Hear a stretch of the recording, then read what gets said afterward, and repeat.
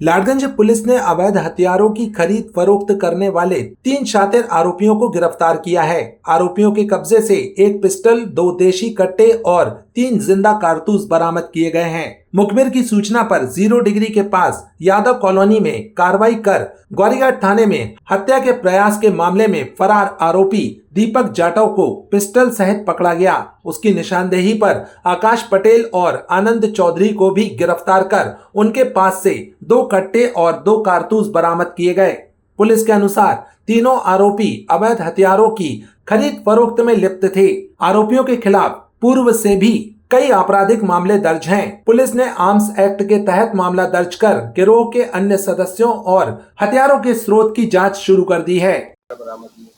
कल थाना लाडगंज अंतर्गत पुलिस को सूचना प्राप्त हुई कि 0 डिग्री के पास में कोई बदमाश थोड़ा संदिग्ध अवस्था में दिखाई दे रहा है, जिस हेतु हमारी थाना प्रभारी ने अपनी एक टीम रवाना करी।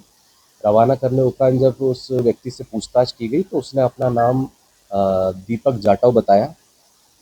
जब उसको और सघनता से उसके साथ पूछताछ की गई तो उसके पास से एक हमें पिस्टल प्राप्त हुई, जो कि नॉन लाइसेंसी थी और अवैध तरीके से प्राप्त की हुई प्रतीत हुई। उसके बाद उससे और जब सघनता से हम लोगों ने पूछताछ की तो उसने 2 लड़कों के नाम आकाश पटेल और आनंद चौधरी का नाम बताया। ये तीनों मिलकर आपस में जुड़े हुए थे और ये तीनों हथियारों की खरीद बिक्री में सहभागी हैं।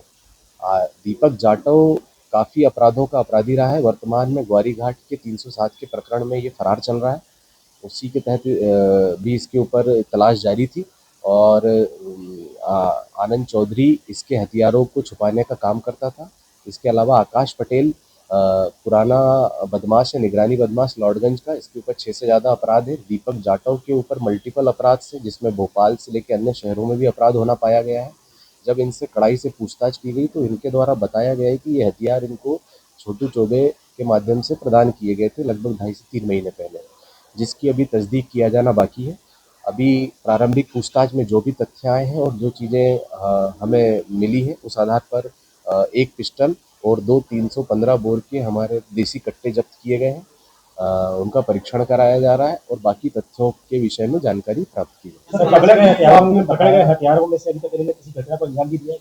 अभी तक ये तथ्य आए नहीं है कि किसी घटना को अंजाम दिया, लेकिन इनके जो पुराने प्रकरण हैं उन प्रकरणों के संदर्भ में संबंधित थानों से जानकारी लेके उसको क्रॉस चेक किया जाएगा। जैसा कि आपने बताया कि हथियार ये बेचते थे, तो इसके पहले भी इनके द्वारा ये बेचे खरीदे गए किसी अन्य को? ये इस पूरी कड़ी को स्थापित किया जा रहा है, चूँकि इसमें अकेला व्यक्ति संलिप्त नहीं है, अन्य व्यक्तियों के होने की पूरी संभावना है। अतः इनकी पूरी हम टेक्निकल एविडेंस लेके CDR लेके सभी की जानकारी प्राप्त की जा रही है। तो ये लगभग कितने के हुए, कीमत कितनी है, कहाँ बेचे थे इन्हें? इनके पास से अभी जब्त हुए हैं। इनके पास कहाँ से प्राप्त हुए उसके विषय में इनके द्वारा बताया गया छोटू जोड़ी से मिले हैं। इस पूरी कड़ी को हम एक-एक सिलसिलेवार जोड़ रहे हैं। प्रारंभिक तौर पे जो पिस्टल का मार्केट में इनके द्वारा रेट है वो 25 से 30 हज़ार रुपये बताया जाता है, लेकिन अभी ये इस तथ्य के ऊपर भी हम वेरिफिकेशन कर रहे हैं। लाडगंज की कितनी टीम ने इनको पकड़ने से इसमें लाडगंज थाना प्रभारी के साथ उनकी जो हमराह के स्टाफ रहे हैं और जो बीट प्रभारी रहे हैं उनका इसमें योगदान रहा है। निश्चित तौर पर ये एक सराहनीय काम है और काफ़ी समय के बाद किसी गैंग को हम लोग इस तरीके से पकड़ पा रहे हैं और आगे भी जितनी भी गैंग्स है जबलपुर में सक्रिय, उनके ऊपर इसी तरीके से हम छानबीन की कार्रवाई करके वैधानिक कार्रवाई